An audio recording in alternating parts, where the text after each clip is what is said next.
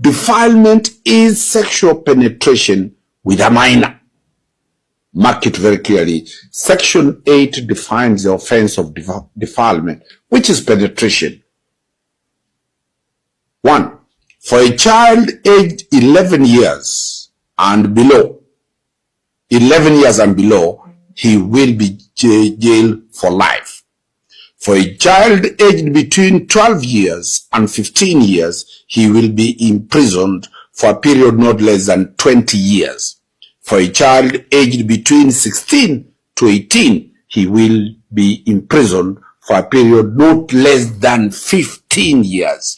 Remember, in the Supreme Court of the case of Murwatetu, the courts put it very clearly that the mandatory sentences provided for in sexual offenses cannot be reduced. So the minimum sentences are imposed for children as found in Section 8 of the Sexual Offences Act. Section 9, if he attempted, but he did not penetrate, that is attempted defilement, he will be jailed for 10 years, a minimum of 10 years. In Section 11, if he did any indecent act with a child, touching a child and other issues, for a child who is below 10 years, imprisonment for life. So that is the position. Section 12 provides for promotion of sexual offenses with a child. If he did any promotion for commercial purposes or for videography, for pornography, he will be jailed for 5 years or an imprisonment or a fine of Kenya shillings 500,000. Section 15 provides for what the law calls child prostitution. If this teacher went to these children and did prostitution with those children, he will be imprisoned for a period not less than 10 years. Section 16 is child pornography. If he made material for the purpose of videos, for the purpose of transmitting those materials on his laptop or on his phone to sending to other people, if he did that, he'll be imprisoned for an imprisonment of not less than 6 years with a fine of at least Kenya shillings 500 years. If he repeated,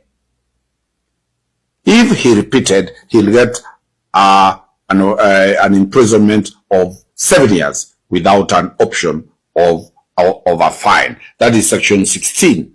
Section 23 of the Sexual Offences Act deals with the question of sexual harassment. Did he harass these children? Did he in any manner expose these children to being uncomfortable? That is what we call sexual harassment. If he's found with that, he will be imprisoned with a minimum of 3 years plus a fine of Kenya shillings 100,000 or both. Section 24 deals with the sexual offenses relating to position of authority and persons in position of trust. Section 24 is very, very critical in this matter. Anybody in authority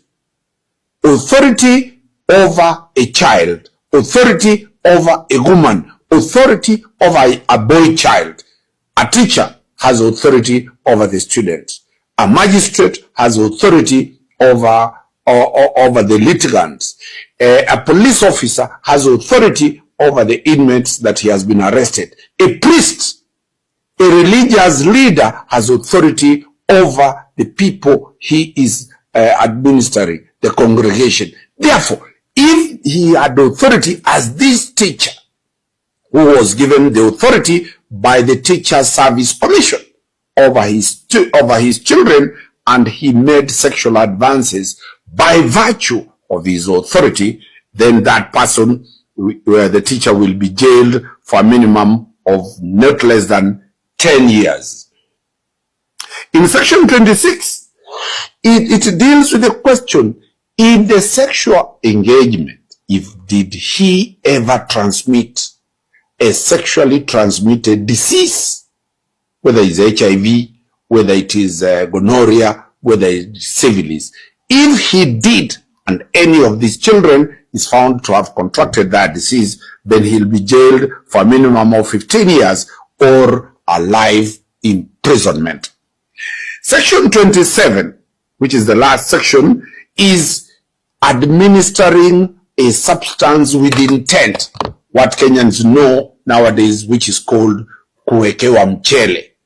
Did the teacher administer any stupefying substance to make these girls have sex with him, without the girls' consent?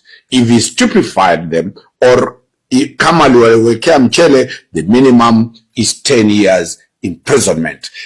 Those are the offenses that are likely to be investigated.